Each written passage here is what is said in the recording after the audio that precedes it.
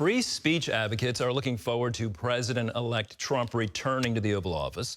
During the campaign, he committed to protect free speech at a time when some argue the First Amendment is outdated and needs to be redefined. CBN's Gary Lane has the story. Once banned from Twitter and other social media platforms, President-elect Trump knows the consequences of censorship. His election could allow him to help reverse what many, including popular podcaster Joe Rogan, believe is a dangerous trend towards suppressing free speech. Thing is nuts, and it's a dangerous path that we were on. We were on that path.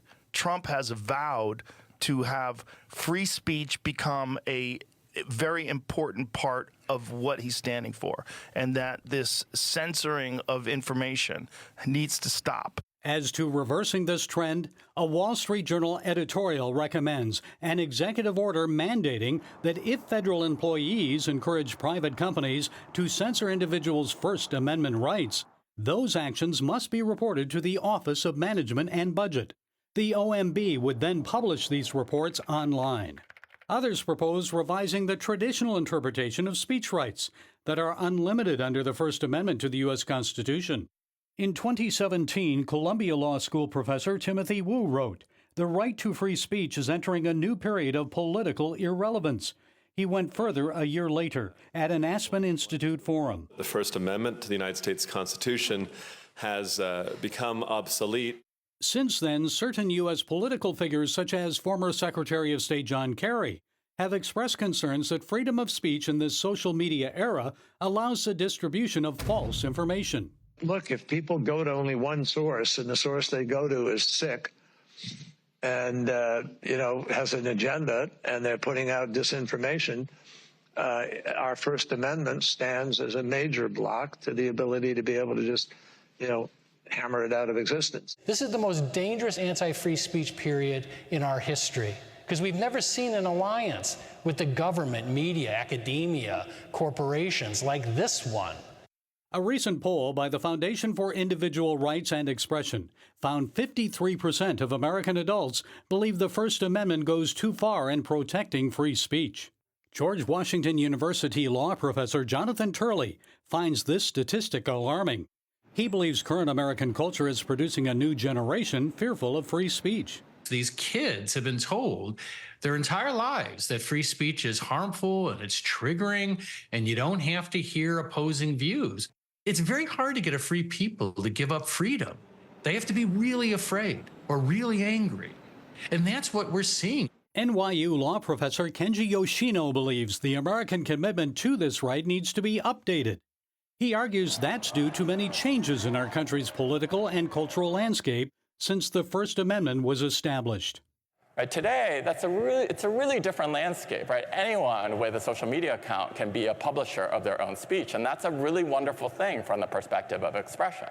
But we also need a different model that says the only threat to speech, or the primary threat, is not necessarily government.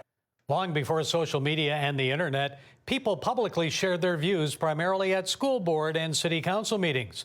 They also expressed opinions through letters to local newspapers, where editors often censored or rejected their submissions. Today, with smartphones in hand, nearly everyone can share their thoughts on platforms like Facebook, Instagram, and X. Many previously marginalized voices are now heard, although some share false information or hate speech. While this type of speech is protected by the First Amendment, it also poses significant challenges. Sometimes that's going to mean you're going to protect some Nazis, you're going to protect some Klan members, but also means you're going to protect some abolitionists, you're going to protect some suffragettes. And the question is there an alternative that would work better? Some legal scholars and politicians want oversight boards established to monitor speech on social media. Yale law professor Keith Whittington sees that as problematic. Suggests that if you start empowering government officials to pick and choose which speech they want to protect because they think is really valuable, and which speech they want to suppress because they really think it's really bad and people shouldn't have to listen to that, the result is not going to be good for democracy or for the margins of society or for the progress of society more broadly. Turley believes Americans must understand this right was granted to humanity by the Creator, not by the government.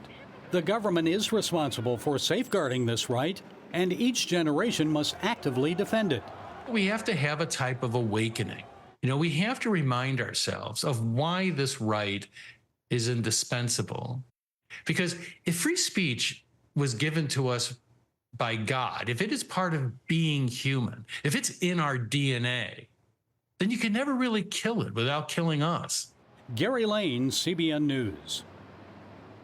Thank you, Gary. It's alarming to hear John Kerry say the First Amendment stands as a major block to the ability to hammer out of existence sources that he or others find objectionable.